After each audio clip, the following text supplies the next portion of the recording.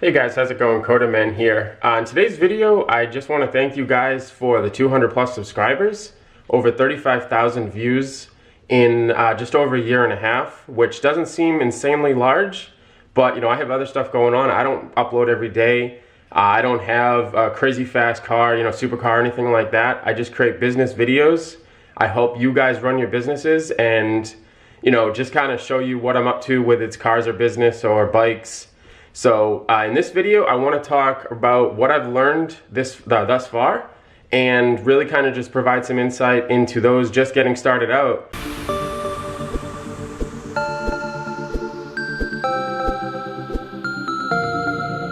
I know there's a bunch of videos on this topic, but I want to provide my perspective on it, on what I've tried, what has worked, what hasn't worked, and really just help you guys grow your channel. So first off, like I said, I definitely want to thank you guys. If you're not subscribed, please go ahead and subscribe. I really appreciate it. It motivates me to keep creating this content. Believe it or not, I'm actually not super excited to jump in front of the camera. I'm getting more comfortable with it. And I kind of have rewarded myself with the 200 subscribers to pick up a new camera, which is a Canon M6. And so far, I really like the video quality. And let's go hop into the M3, take it for a spin, and dive into this topic. As I walk over to the car, just quickly show you a design that my wife and I set up this weekend. Our favorite season is fall, so we like to do something. And we got these little characters and flowers and stuff, painted the walkway.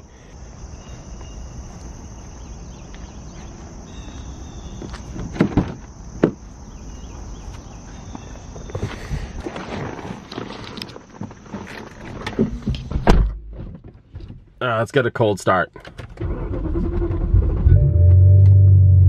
Yes. Go ahead and roll the window down a little. Not even sure if you guys can hear me.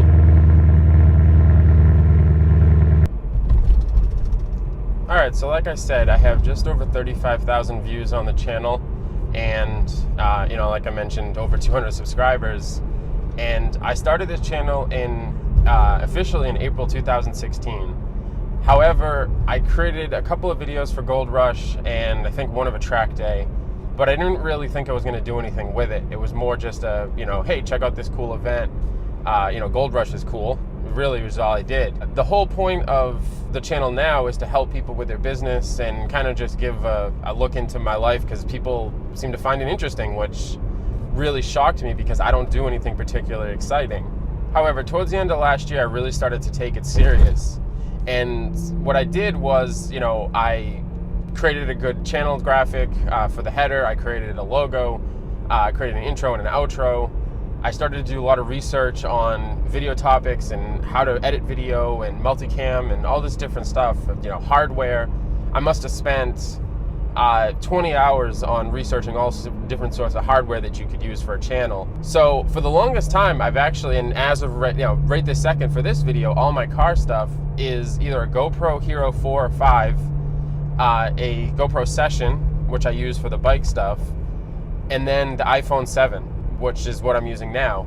And believe it or not, I actually use the front camera on the iPhone 7, which, while it is 1080, has no stability and has no depth really. It's a smaller sensor. I do that because I need some sort of a reference monitor, and unfortunately, don't really have a second phone to throw up, and that would just be kind of cumbersome. Before I forget, I also use a Rhodes Smart Lav for the microphone for the iPhone. Audio is huge. If you just use the onboard mic, whether it's on a camera or your iPhone or whatever, it sounds really tinny and people drop off faster. So for those curious, I'm actually just heading to BMW to pick up some oil because the M3 likes to drink it like it's water. So going back to the topic at hand. So after I had purchased a couple of different cameras and really started to play around, I decided that, I'm going to focus on the content. I should have been doing that from the beginning. I think I just got excited because I am a tech at heart and I really love technology and just gadgets and everything. And I was kind of like, hey, here's an excuse to spend a bunch of money on a bunch of camera stuff. But I ended up returning most of it. Kept a couple of the lenses and stuff from my main camera body. And really just kind of focused on the channel content. So one channel that I found that I really found helpful is by a guy, Tim Schmoyer. He actually runs Video Creators. And what I liked about his content was he drills it down into its basic form, every part. So I continue to watch that stuff even to today, but I watched a lot of the beginner stuff, and that really helped. So I'll definitely leave a link in the description to his channel, actually specifically to the beginners playlist. I also spoke with a few local YouTube personalities that I've had the opportunity to meet, or just met online or met in person. And I really just learned a lot from them, whether it's car vlogs or it's, how to do the intros and outros, how to engage your viewers, just really all sorts of different things that really lead to a channel growing. Now, it may seem funny because I only have 200 subscribers that I'm giving you, how to grow your channel, but the reality is there's a lot of people out there that have under 100 subscribers, and it's like a mountain to them. They don't know how to climb it. They don't know what to do. And it's really no different in business. There's always times where there's somebody that knows more than you. I mean, there's always going to be times when that's the case. But that doesn't mean that what you know currently isn't valuable to people. Because I have small business friends that they won't teach you how to get to $100,000 because that's not their focus. Their focus is 10 million. And they're not going to tell you how to get started because they're so far gone from that they don't even think about it. If you directly approach them and ask them a question, perhaps they'll help you, but it's been so long since they've done it that it may not even be relevant. So with the business stuff or with the video stuff, I'm just providing my insight into what's working for me and honestly what isn't. So I mentioned I had the GoPro Hero 5. I ended up returning that because the audio quality was crap. I took a snowboarding with my son last year, and it was no better than the Hero 4. I think really the only advantage was it was 4K, I believe 60 frames, so that was cool. But I shoot everything in 1080 right now because 4K takes longer to render. Even on a Mac Pro, it just takes longer no matter what you have for a computer. And a lot of people don't even watch it in 4K. One thing I did from the beginning of starting this channel, and people I spoke with said that it's not the right thing to do, but I took it from business experience, is I monetized the channel from day one. Now, I don't make anywhere near enough money to do this full time. I mean, YouTube doesn't really like you talking about how much money you make or what your CPM is or anything like that, but I'll just say that right now the channel is making between $3 and $5 a month. Clearly not enough to quit my day job, really not even enough to pay for the camera stuff. I mean, I have the M6 here that I just picked up that's $800, and I've probably made, since I started this channel, I had one video that really took off, and that counted for a lot of the views. So I believe I've probably made about $60 or $70 on the channel. So you know what it's probably paid for? It's probably paid for, let me see if I can show the camera with it on the Smart Lav. It's probably paid for that. So I appreciate the viewers for buying the Smart Lav. The reason that I monetized the channel from the beginning was twofold. One, I wanted to see, I was actually purely curious, how much does a channel make from day one to, million subscribers? I was just kind of curious to see that trajectory and see how that looks.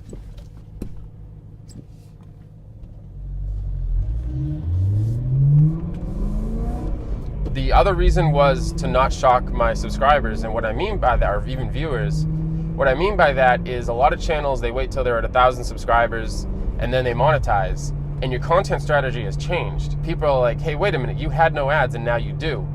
So it just doesn't work. It's like when you watch a TV show, you expect ads, where if you watch it on Netflix, you don't expect ads. Another element that I noticed early on that's super important is your SEO. So that's your tags, titles, description, and for YouTube, your thumbnail. Most people click on a thumbnail before they even read the title. One of the biggest things that I learned, and you can see it at the beginning of my channel versus now, is not putting the title of the video in the thumbnail. Don't clickbait, don't put a hot girl in your thumbnail if you're, sitting in your office talking about how to work with your accountant. It's just, people are going to click on it, but they're going to be pretty pissed off, dislike it, and it's just not going to work out for you long term.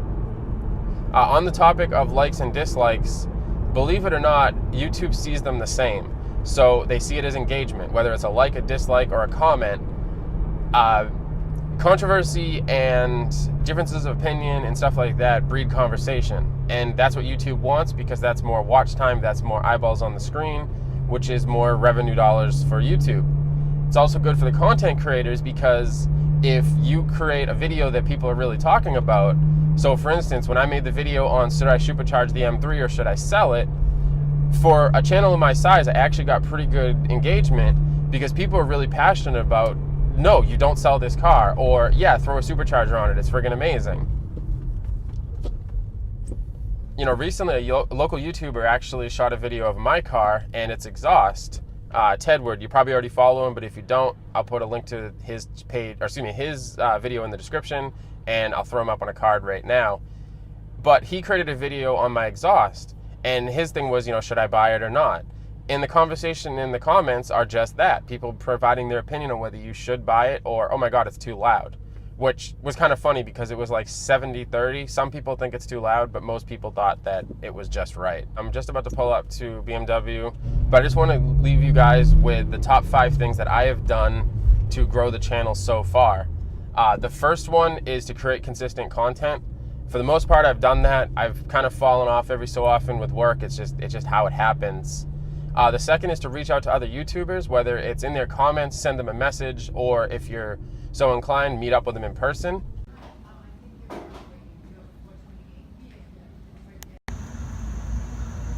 All right, got the oil. As you guys can see, this stuff is pretty thick, 10W60.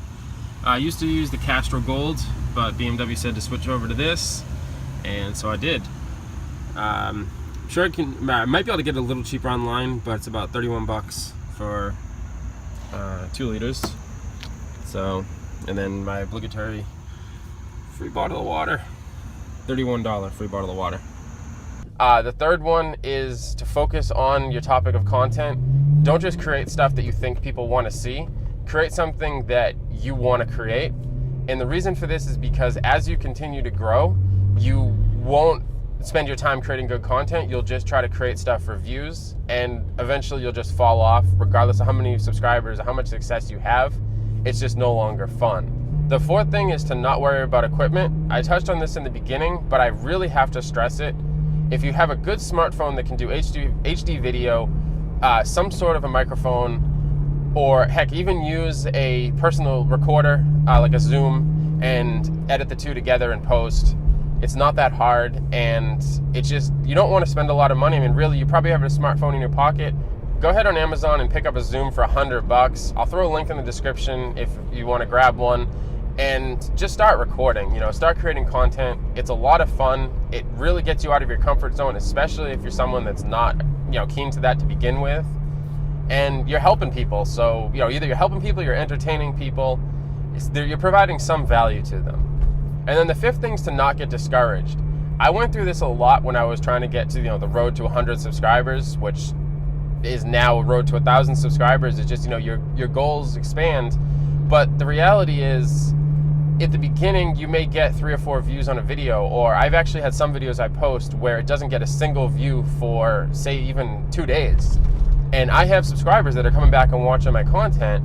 It's just, you know, at the time, I think I had like 10 subscribers, and I'm pretty sure one of them was my mom, one of them was my wife, and I'm actually pretty certain that one of them was my son. The biggest things to keep pushing through, keep doing different things, play with different, you know, I don't want to say effects, because I don't want you to spend too much time in Premiere or After Effects, but really just create your videos, have fun with it, experiment. So as always, I appreciate you guys for watching this video. I appreciate you guys for subscribing, liking the content, providing insight, and helping me grow the channel. Those that share it, I really appreciate it. The ones that engage with me on social media, ask me questions, love it, continue to do so. If you have any questions, go ahead and leave a comment below. Like this video if you're new here, subscribe, and I'll catch you guys in the next video.